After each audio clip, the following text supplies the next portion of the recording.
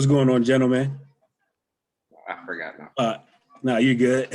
Aaron Helton Holloman, academic advisor for the main campus as well. I'll be advising the healthcare studies majors, biology, chemistry, liberal arts, behavioral, and behavioral and social science, sound recording and music technology. Like Camille mentioned, you ever need anything, feel free to shoot me an email. We're going to go through a PowerPoint that'll help you, get registered for your courses and may answer some of your questions. But if you have some remaining, definitely feel free to reach out or even just jump in the chat and drop some of your questions in today. That'll be good. We'll try to get your questions answered. So I'm going to go ahead and share my screen for a presentation that we put together.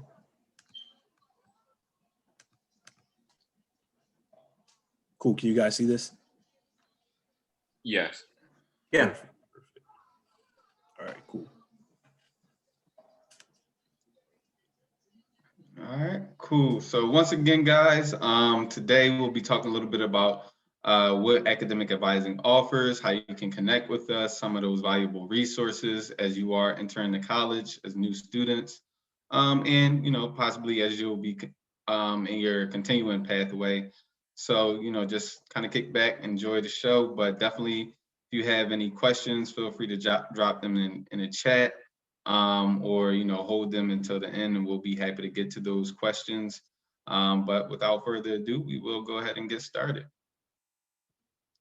So if you want to write in the chat or just jump on the line real quick, couple questions. What do you think academic advisors do, and what are some things an academic advisor can help you with?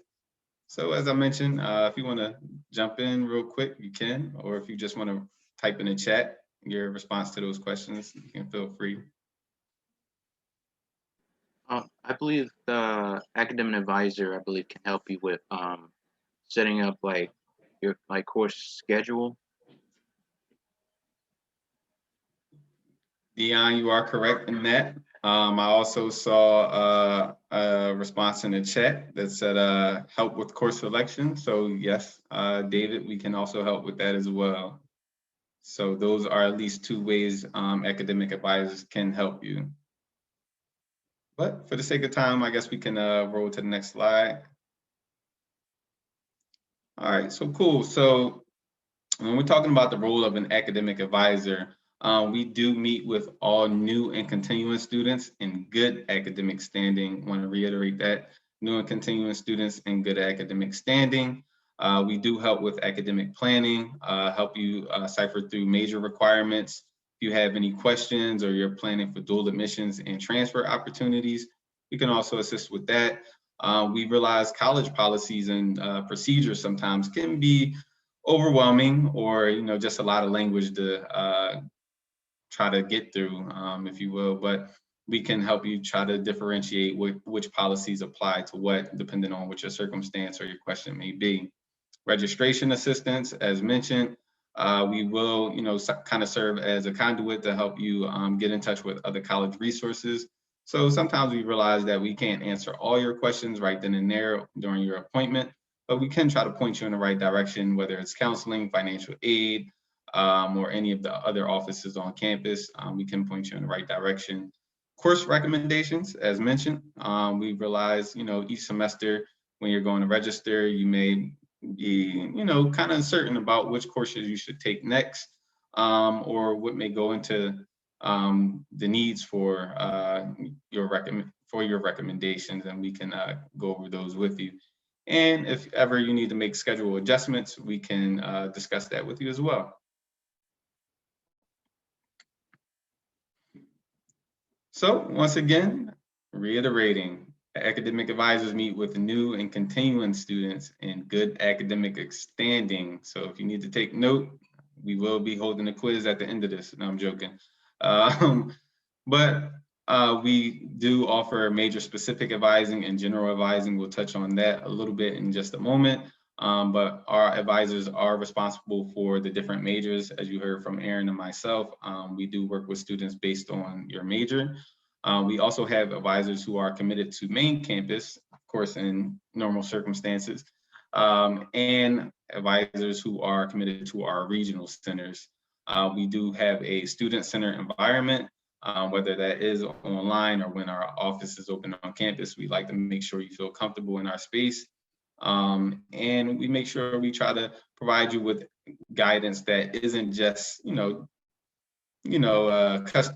just solely focused on customer base. We like to make sure we're really giving that holistic experience where you can feel valued as a student and as an individual coming into our office. So just one takeaway, academic advising is a shared responsibility between the student and advisor that includes a collaborative effort to obtain learning outcomes. It's a team game, guys. Whether you're in CME, whether you're working with advisors, support coaches, we all have a responsibility in making sure you're successful. So, when you come into our office or you make that appointment, we expect you to have done, a little bit of groundwork, whether it's researching or trying to do some research around the questions you might have. There's plenty of information on the website, and also come prepared to your appointments. We'll talk about, some of that in the moment as well. But just as much as, we need to be accountable and responsible for guiding you in the right direction, we want to make sure that you're also showing up to your appointment ready to go, and, aware of, any helpful information that you can utilize in that appointment. So there's a few ways you can connect with an academic advisor. So number one is definitely scheduling an appointment. And we do currently offer appointments via Zoom and by telephone. And academic advisors, when you schedule your appointment, which we'll show you in a moment, we will offer you or provide you with the instructions to schedule that Zoom meeting or phone appointment when you schedule. We also offer our daily advisor check-in or drop-in service, which you can access without an appointment. We do offer that on Tuesdays and Thursdays, 10 a.m. to 12 p.m. And 5 p.m. to 7 p.m. So we do that just to make sure, like, if you have any quick questions, general questions that aren't specific to your major and you can't get that appointment, you have that available. Currently, as we mentioned, just due to COVID and campus being closed right now, we are operating 100% online, but in the fall, we are expecting to be kind of in a hybrid model. So we may offer some meeting days on campus, but we'll keep you all posted about that. And nonetheless, if you need to get in touch with us quick, fast, in a hurry, it's always email. So that is definitely for quick questions. But we do recommend, if you have more in-depth questions, things related to your major, course selection, things like that, that you just go ahead and schedule an appointment. But you can, reach out to us via email, and we'll try to help you as best as possible. Just some quick points when you are emailing us or anybody else at the college, make sure you utilize your CCP email. Thanks, Pat. And make sure you add your J number. It's always helpful to us, and we actually, as advisors, definitely need your J number so that we're able to locate your account and provide you with the appropriate feedback to better assist you. So here's an opportunity to meet the team virtually, at least. We got Maddie, who's at main campus, Kalisha Collins, Stephanie, who else we got? Grant, who is new to our team. We have Tommy, Catherine. We got Kim Harris, who is our current department head. Aaron, of course. Raven is responsible for the Northwest Regional Center. Krista Mia, myself, and Sharish Shevins, all at the main campus. Brenda Torres, who is responsible for the Northeast, but happy to assist other students within their major, and the wonderful Miss Erica Vega. Once again, this is just to add name or face to name when you're scheduling your appointment, or so you have familiarity of who you're meeting with. Because as we said, we're human, you're humans at this college, and we want to make sure that you don't feel like you're just stuck behind the screen talking to just any old body. These are academic advisors who will be working with you within your major. And as mentioned, We work with students by major. So when you're scheduling your appointment and you see, okay, this advisor advises this major or my particular major, these are the individuals that you'll be working with. All right. So hello again. I'm going to talk to you all about how to schedule your appointment with an academic advisor and the steps you need to take to do so. So just keep in mind, once you register for your class, then you'll be able to utilize the Starfish application and have access to scheduling appointments with your academic advisor. So I'm gonna pause this and I'm gonna actually go to our website, and that'll give you a little bit more of a better example.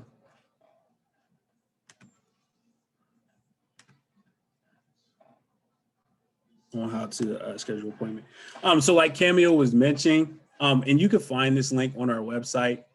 So if you just want to academic advising at CCP, click on current student, and then you'll see these tabs on the side, and you just want to click on how to make an advising appointment. And I'll drop this link in our chat right now so you all have access to it.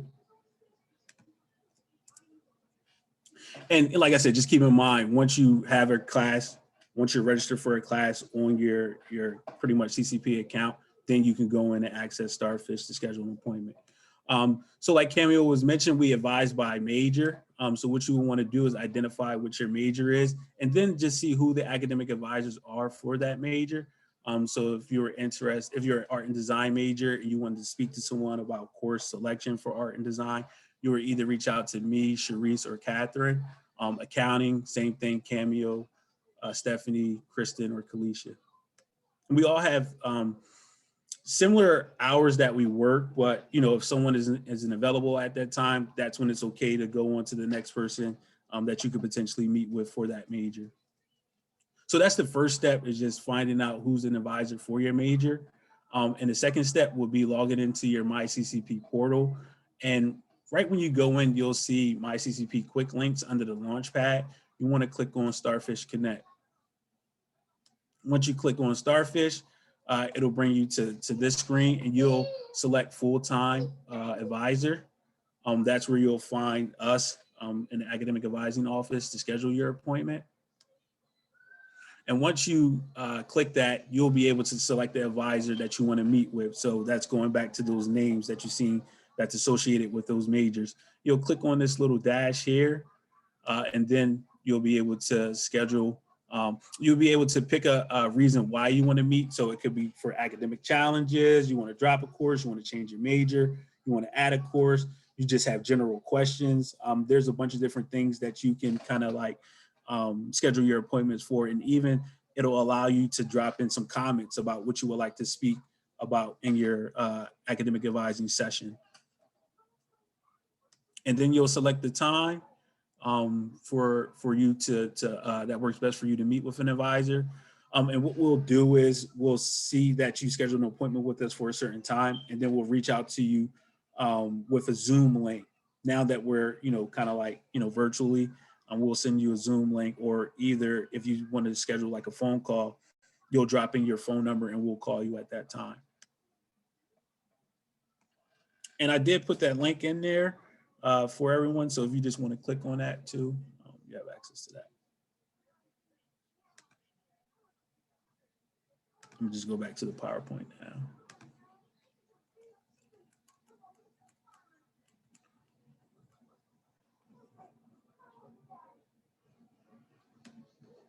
All right, so just to reiterate those steps, log into your MyCCP account under the Home tab, Launchpad, Starfish Connect, Services, Academic Advising, Schedule Appointment.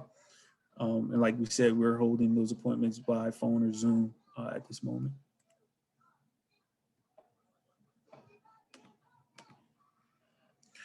So like Cameo mentioned, you want to be prepared for your meeting. So these are just some tips on how to have the most, to get the maximum kind of like information from your session when you go to meet with your academic advisor.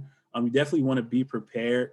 So have a plan in mind. So if you're planning on majoring in a certain field, or if you have a career idea of which way you would like to go, we can really help you with scheduling courses for that major, or if you're interested in just like some type of career, you want to get some experience in like real estate, we'll be familiar with some of those courses. So if you just have a plan or, you know, some sort of clue of where you would like to go for the future. And even if you don't, I think it's fine to just meet with an academic advisor and explore ideas as well. But it'll always help us, and even being more prepared for you, is if we have some of that information ahead of time, or even when you come to meet with us, you're able to kind of like express, you know, your plans or your future goals in mind. And even having some of those questions that you want to ask planned out too as well.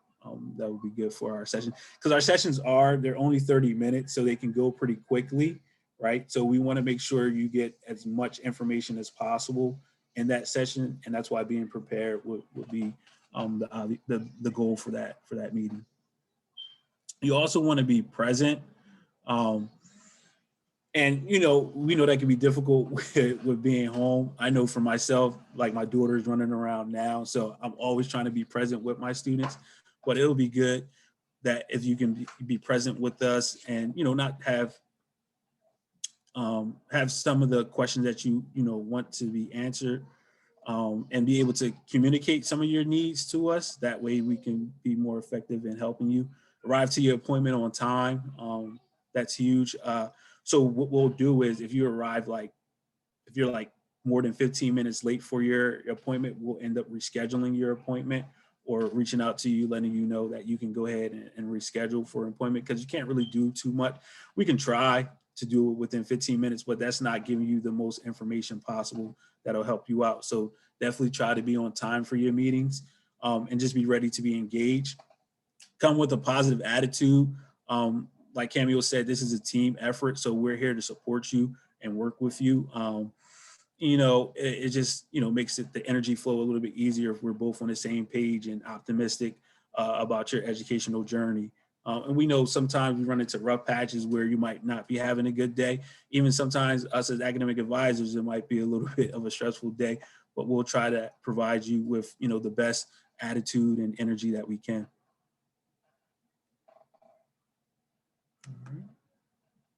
So next, I'm gonna throw it back to Cameo to discuss registering for courses. Was on mute, my bad.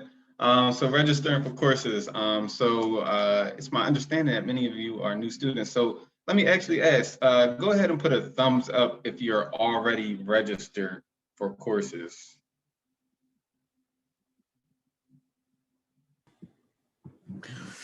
You mean the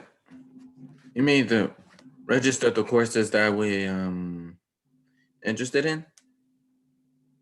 Yeah, so, and I'll talk about it in just a moment, but basically for our new students who are new at the college, you should have received an academic plan and registration instructions from an academic advisor.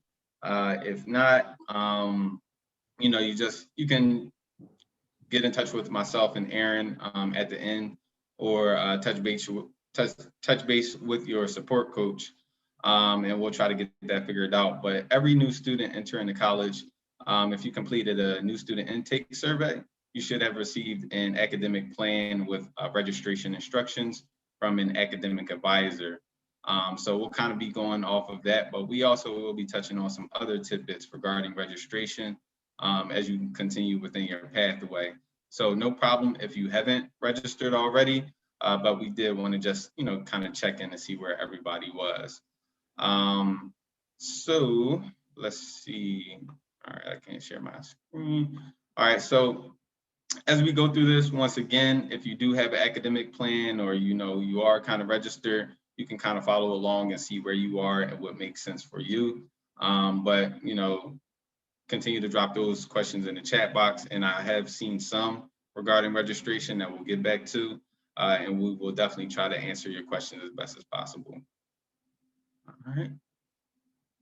So a bit about our term breakdown here at the college. So we do offer a number of options. So typically for terms or semesters, our traditional semesters run fall, spring, which fall is September through December, and then spring would be January through May. We also offer the winter term, which is December through January, tends to be accelerated. And we offer early summer and late summer for those dates, for those months provided. So in terms of the actual terms, we offer our 15-week term, which is a standard, where, you know, most students who are first time at college, we recommend utilizing the 15-week standard term, which are typically offered fall and spring. 14-week, those are limited. You'll more likely find those in the summer sessions.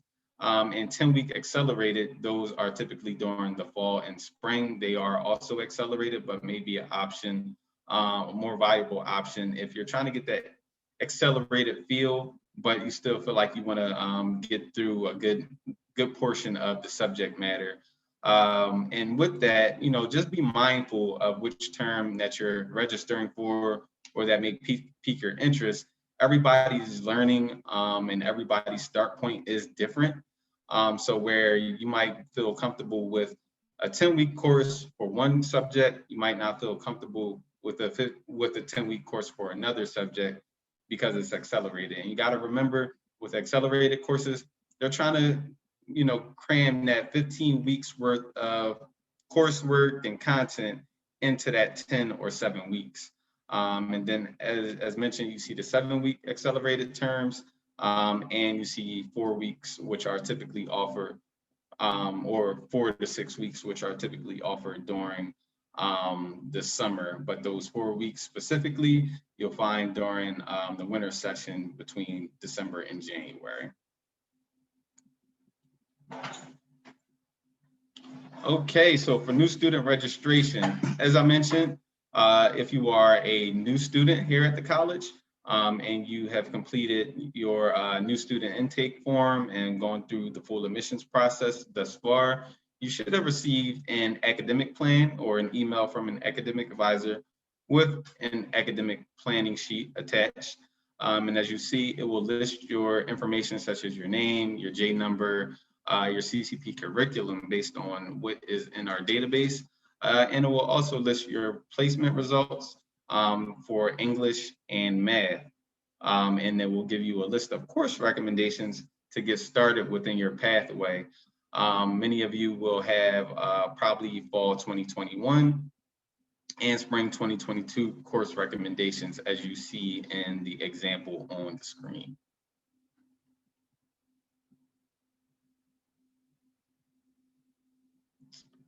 Okay.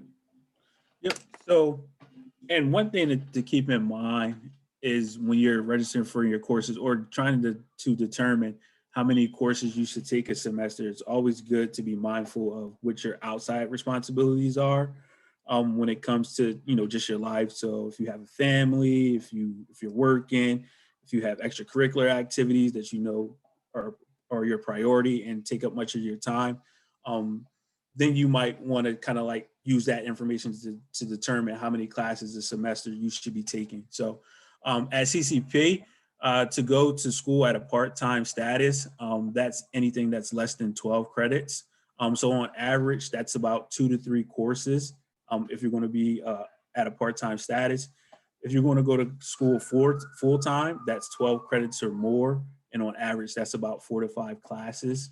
And what we kind of like highlighted here on this chart is if you're going to be working a certain amount of hours per week, we give some recommendations for the number of classes you should take. And keep in mind, these are just recommendations. So, you know, if you're really good with time management and able to, you know, juggle multiple hats, then, you know, you can kind of like fill out how many classes that you would like to take as your own personal preference.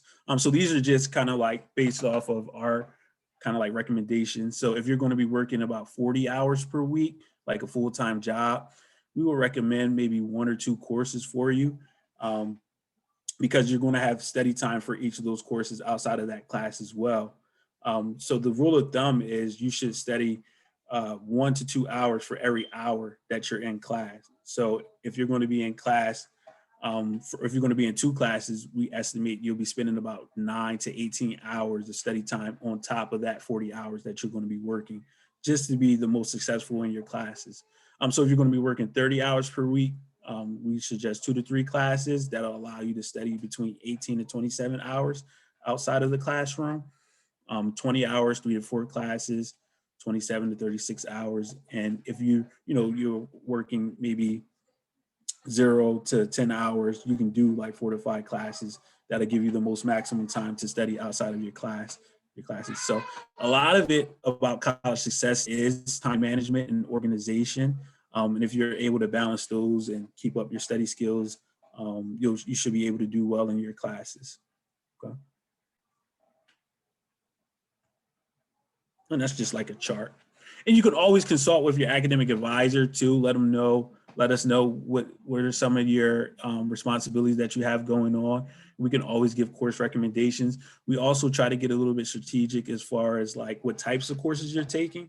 So if you're a chemistry major and you have multiple science classes, plus, a full-time job, we'll take that into consideration too and try to come up with a plan. So maybe we won't take so many sciences with labs. Maybe we'll throw in an English course with a science, and it's just really what the student can handle and what what you would like to do as far as and how much time you have available. Also, when you go to register for your classes, like Cameo was mentioning, we are still operating with some online classes as well. There will be some hybrid classes, and hybrid is just a combination of in-person and online that will be available in the fall, but a majority of them probably still will be online. So there's 2 types of online classes students can take. There's synchronous online courses, and then there's fully online courses, which are referred to as asynchronous. All right. So synchronous courses, these require you to be online with your professor and your classmates at a certain time or the listed time for the class. So sort of like we are now on Zoom. Depending on what time your class is, you will log on to Zoom at a certain time, and then you'll be with your professor who will be teaching the course, and then you'll be with your classmates as well. It's like a live learning experience. All right. And as far as the asynchronous courses, that's the total opposite of the synchronous. So instead of being online with like your classmates and your professor, your course will be housed in Canvas. And what you'll be doing is doing the course kind of like following your syllabus guidelines. So you won't have that interaction with your professor online or your classmates. That doesn't mean that you don't have access to your professor and your syllabus. It might be listed that, the professor has office hours that you can attend, or there might be some sort of drop-in time that you can meet with the professor to talk to them. So it'll really be up to you just to follow the syllabus and make sure you're meeting all your deadlines for your courses. And that's really the difference between a synchronous course and an asynchronous course. All right. So here's a little bit of an example of when you go to register, what that will look like and how you can really identify a synchronous course versus an asynchronous course or even a hybrid course. They will be listed if you scroll over. I believe it's under when you go into the course registration system, it will say if it's synchronous or asynchronous as well. But one quick way to identify that for a synchronous course, right here, you'll see the dates and times highlighted, and it'll also mention distance education. That just means the course is online or at a distance. And even for your asynchronous course, you'll see that no dates will be highlighted for the days of the week, like Sunday, Monday, Tuesday, Wednesday, Thursday, Friday, Saturday. There's nothing highlighted here. So that just identifies that that is an asynchronous course, and you'll be doing the course, of course, following the syllabus guidelines. You'll be doing it on your own. You won't log in to meet with your professor or your classmates, as opposed to this one up here. So this one says every Tuesday and Thursday from 1:10 to 5:15, you need to be on Zoom meeting with your class. All right. Throw it back to Cam for my degree path. Cool. So my degree path, a little bit about my degree path. This is a tool, when you talk about your pathway kind of being in tune with where you're going, your degree requirements, things like that. My degree path is one of the best tools you can use. Obviously, it's not the albeit where we do have a course and completion sequence that you can also refer to. But when you're meeting with your advisor, they'll go over that with you. But today we did want to at least introduce you to my degree path.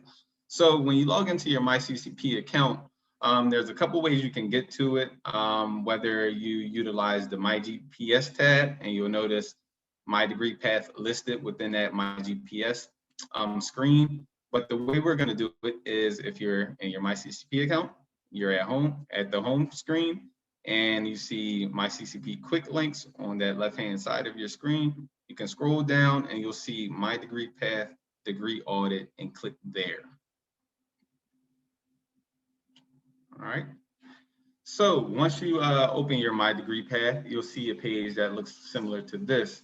Yours will list your name, your J number. It will list your overall credits that you've attained at the college. It will also list your overall GPA or cumulative GPA as well.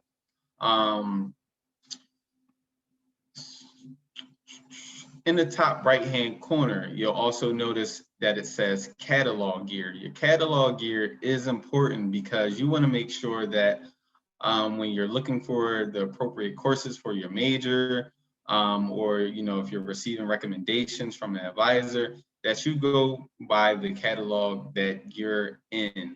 Whereas though a student, you might have a friend who might be in the same class as you, but they may be operating off a different catalog year and therefore have a different set of course requirements for their degree. And your degree can be business general from 2018 to 2019.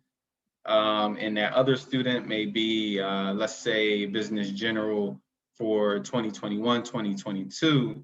There may be some similarities, but you want to watch out where if they're, trying to give you advice on which courses to take, there may be some subtle differences in what those course requirements are. So always refer to your particular catalog year when registering or looking for registration help or course selection help.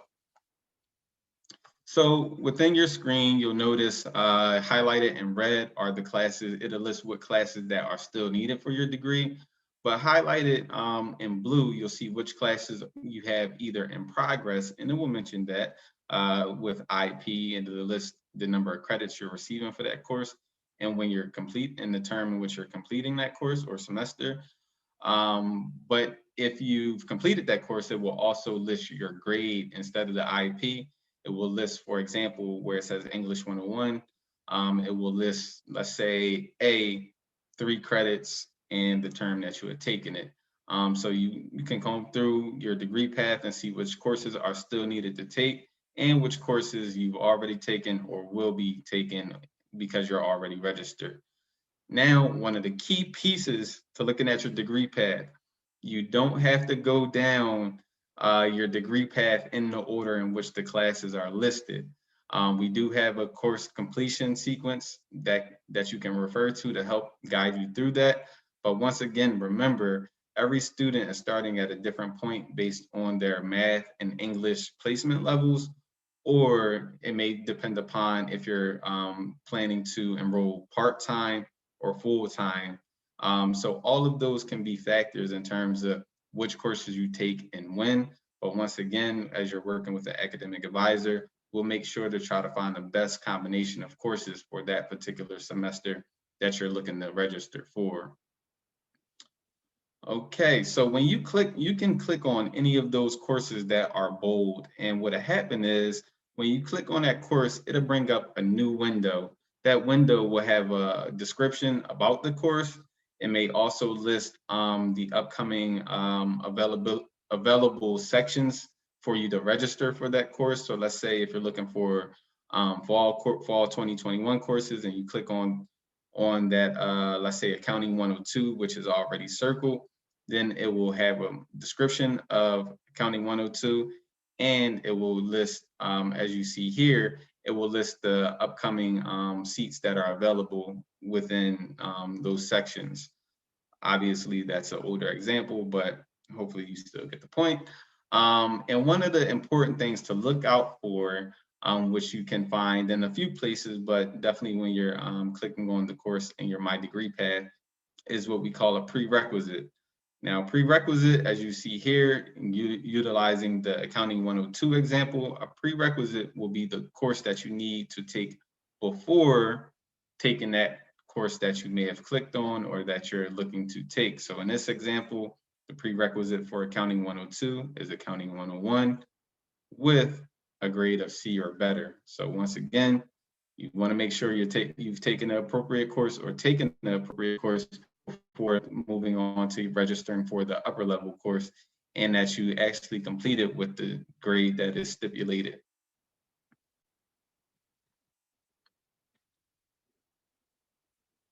So real quick, just a reiteration, prerequisite is a class that must be taken before you can take the higher level course in the sequence. In an example, we utilize Accounting 102 before, but an example here is Math 118. If you are enrolled in Math 118 or need to take Math 118 at some point within your degree pathway, that will be the prerequisite if you need to take Math 161 within your pathway. Once again, you can always check with an academic advisor if you are unsure what the prerequisites are for a course.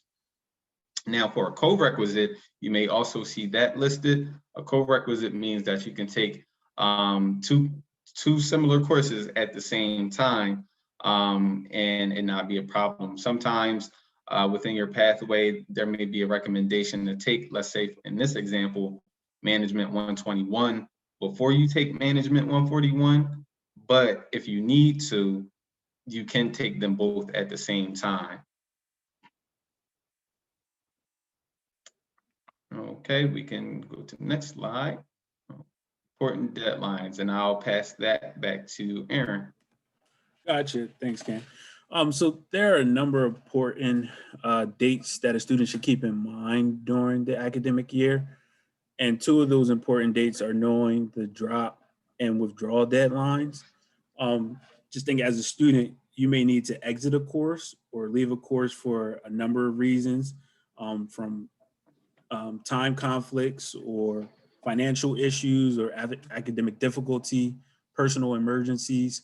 So you might need to drop a course or withdraw from a course. So it's always good to know when those dates are. So as far as dropping a course, a student can drop a course in 2 instances without academic penalty.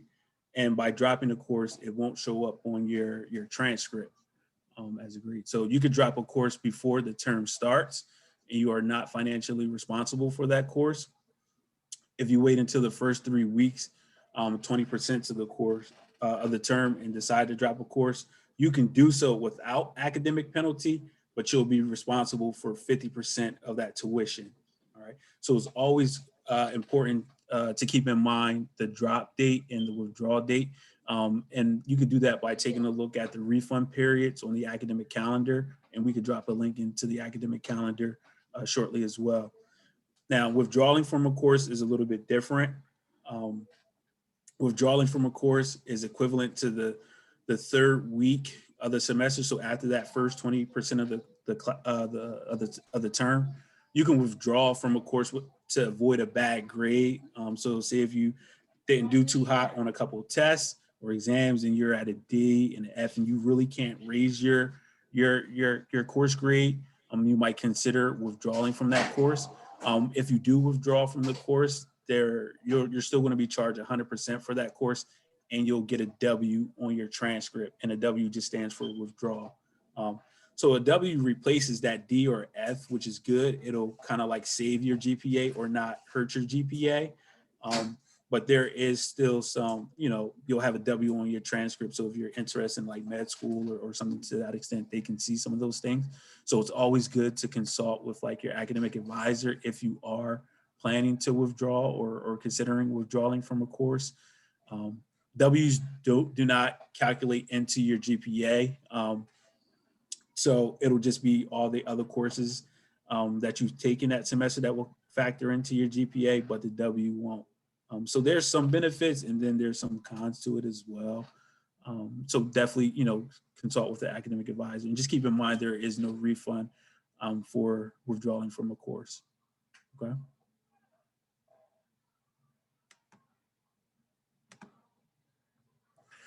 Also, when you go to register, if you're having difficulties registering for your classes, feel free to, like Cam mentioned, reach out to myself or Cameo or an academic advisor for your major, or you can attend our drop-in hours, which are every Tuesday and Thursday from 10 a.m. to 12 p.m. and even from 5 p.m. to 7 p.m.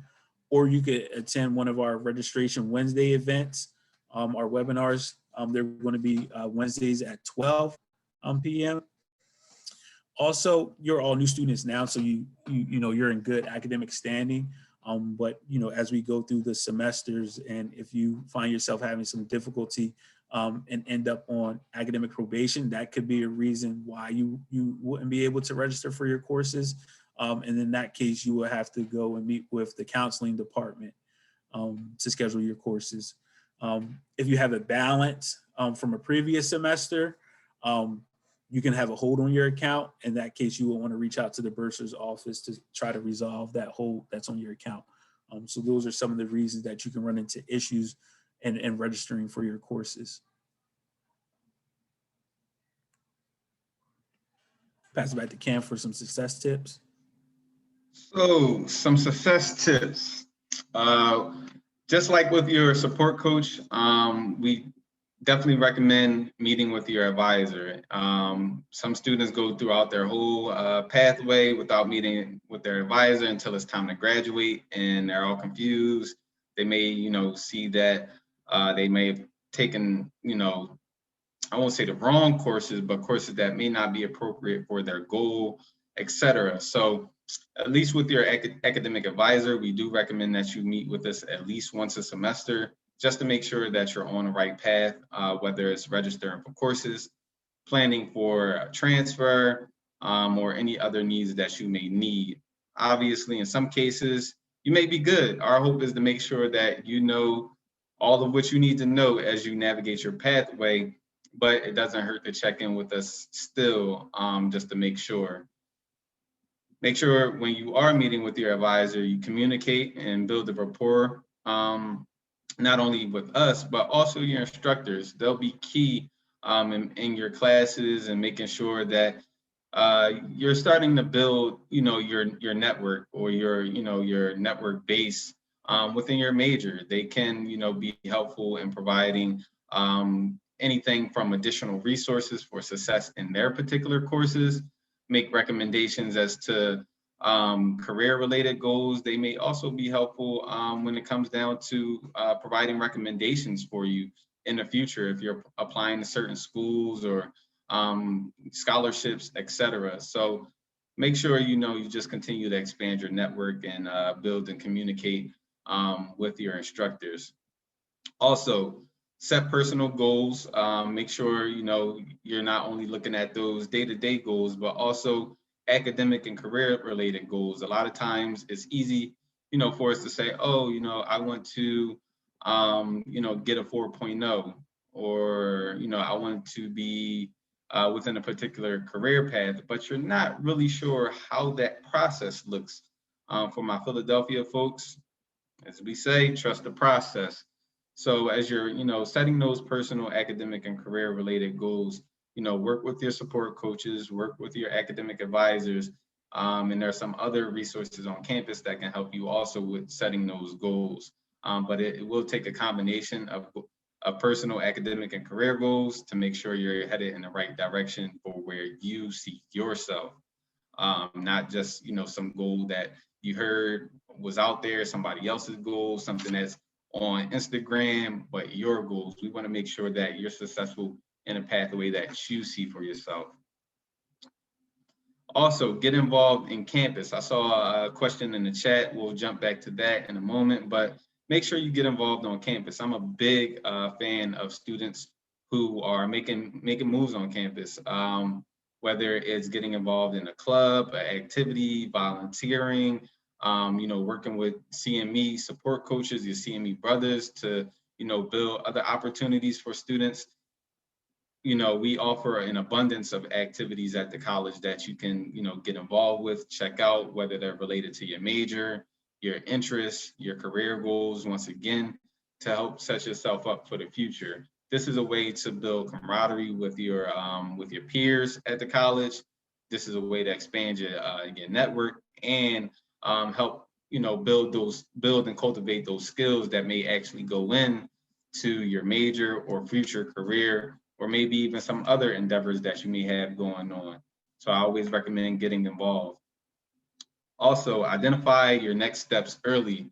So, whether it's, working with your support coaches, I keep reiterating that, or working with the advisors, try to identify those next steps. So if it's transfer, if it's, deciding what career you might be interested in, or, deciding what colleges you're interested in, try to identify those things early so we don't get, close to the finish line with graduation, et cetera, and you might have missed that opportunity or the deadline for transfer opportunities such as dual admissions, or you've taken the courses that don't quite align with what you need for transfer, et cetera. So try to identify your next steps early. Don't be afraid to ask for help. We've all been there. You have the benefit of being in an awesome program around, some awesome support coaches and other supports. That help is there for a reason. So don't be afraid to ask for help. It's one of the things I know I wish I did more of when I was in college, but definitely encouraging you all to do that. But the key to asking for help is also not being afraid to challenge yourself. While we want to provide you with, as many answers and direct you as best as possible, remember, even for, whether you're working with an academic advisor or in your other endeavors at the college, you need to take that step to challenge yourself. So it may mean doing an extra Google search. It may mean combing through the website. It may mean pushing yourself in a way that you haven't done so before in high school, or in your other jobs, or in your other aspects of your personal life, that you now have to step up and challenge yourself a different way to be a successful college student. But don't be afraid. That's why you have these supports here when you're going through that challenging time. Also, stay up to date with information related to your degree program and progress. So whether you're utilizing My Degree Path, you're staying aware of those key dates that Aaron went over with you, or any of the other key dates that may be necessary, even down to things such as some responsibilities that you may have with CME or other programs that you're involved with. Keep that calendar handy in your phone. Keep a plan, a daily planner, or whatever it is you need to keep up with those important dates, because believe it or not, time can fly. When you're going through your courses, you're preparing your assignments, things like that, but deadlines and a timeline is huge in college. And also that leads to prioritize and organize.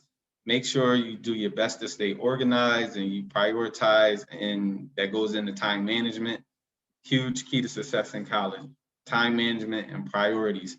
Yeah, you may want to, play video games like you usually do, or you may want to hang out with your friends, or pick up even extra hours at work like you may usually do prior to this point in life. But now, if you're going to put your academic success and your long-term career success as it relates to your academics and your time at the college, at the top of that priority list, then it may cause for some changes there.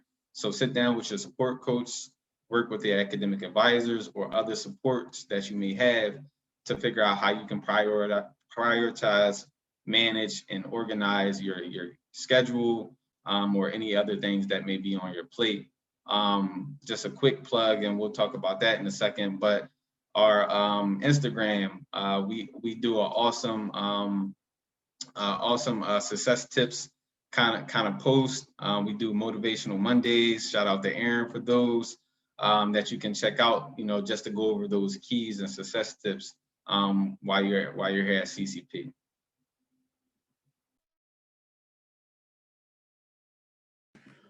Next, I'm gonna just discuss some of those resources that are available.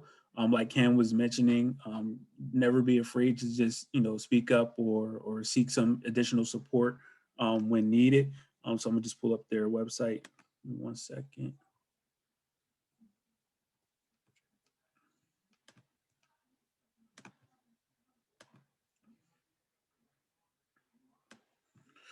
So these are some of the virtual support services that are available to students. And even when we get back into campus, some of these offices will be back functioning. So if you have some hybrid courses in the fall, definitely feel free to stop by some of these supports. Of course, you got us, the Office of Academic Advising, and I'll drop this this website in our chat. That way that you have it. So you can check out all the virtual, all the support programs here on campus. Of course, you got CME too as well. That's listed here. But some of the financial supports that you can utilize are the bursar's office. So if you have any questions or difficulties with your bill, or you need some explanation behind that, or you want to set up a payment plan, you would reach out to the bursar's office. The financial aid office, you would reach out to that office to discuss any matters surrounding your financial aid. Every student will have a financial aid specialist, someone that will work with their specific financial aid account a little bit more closely. If you need that list, definitely feel free to reach out to an academic advisor. It's based on last name. So it's always good to speak with your financial aid specialist. As far as academic support, tutoring is available for students. And as a student, I always thought that I needed to take tutoring once I failed the course, or once I failed a test or an exam, or if I was having some difficulties. If you feel as though you're having difficulties, definitely schedule tutoring, but that's not the only time that you would just need to schedule tutoring. If you wanted to get ahead, or just to brush up on some things, tutoring is available for you. So it's not just when you need the help. Library services is available for students as well. Even in the learning lab and academic support, there's different workshops and study groups that you can get involved in.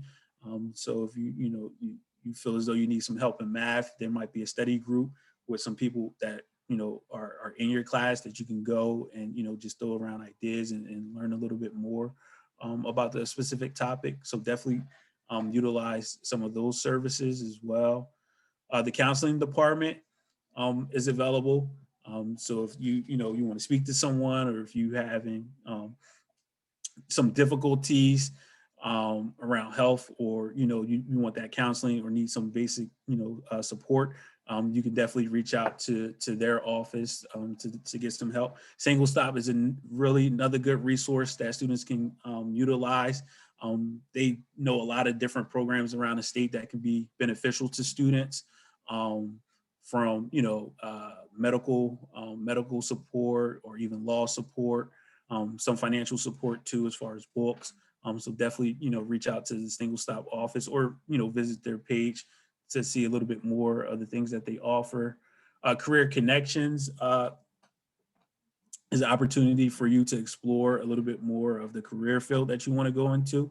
If you're not quite sure, they do assessments in their office as well, that you can utilize and just get more of a path that you want to go down as far as your career. Center on Disability. So if you've had the IEP in the past, or if you feel as though you want some accommodations for some of your classes, you could reach out to the Center on Disability to discuss with them some of the things that you might be eligible for to get those supports. Veteran services are a good resource to have. The Women's Outreach and Advocacy Center is a good one too. I know if you have a friend who might be in need, you can reach out to them for support. Or I know they do some funding if people have children and would like to get them into like a daycare as well, some daycare funding. So maybe reaching out to them too as well. And even just knowing if you have a friend in need who might need to know about that office too as well. The Office of Records and Registration, if you're having any difficulties with registering for courses, this would be a good office to reach out to as well. Also, if you see any discrepancies in your My Degree path, or you're not sure about some of the things that you're seeing there, you can reach out to that office too as well to help. And just under there is the tabs to the clubs and organizations that are available here on campus that you could potentially look at and get involved involved with. Another good way to see what's going on campus is through the Pride portal as well, to see some of the activities and clubs that are available here at CCP. So this was a really good page where all the resources are like kind of like here that you can click on and have access to and learn a little bit more about throughout your time here at CCP. All right, so I'm gonna go back to the presentation.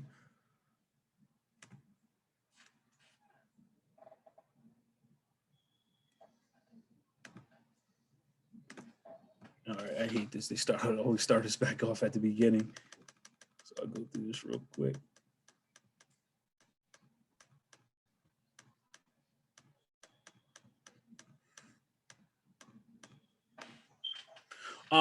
So just as a visual for our drop-in hours, if you have any questions or need any support, on Tuesdays and Thursdays during the summer, we're offering our drop-ins, 10 to 12 and 5 to 7.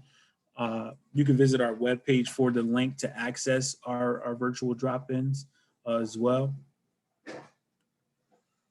And I'll put this link in there too as well. But nonetheless, thank you for taking time to listen to us today. I definitely want to plug our Instagram page, CCP Advising. Definitely follow us. We'll have a lot of engaging information on there that'll keep you up to date, and some things that will, help you advance too as a student as well. So we're definitely looking for students to follow us. We're going to be getting into throwing some incentives on there too, so keep an eye out for that. And we're going to be going live as well for just drop in and questions that students might need to. So our Instagram is going to be popping soon. All right. We won't necessarily follow you back. Nah, so you'll be good. All your secrets will be safe. So we're going to open it up for any questions, and we did see some questions in the chat that you had, so we'll try to go back through and answer some of those questions as well. Any questions or anything like that?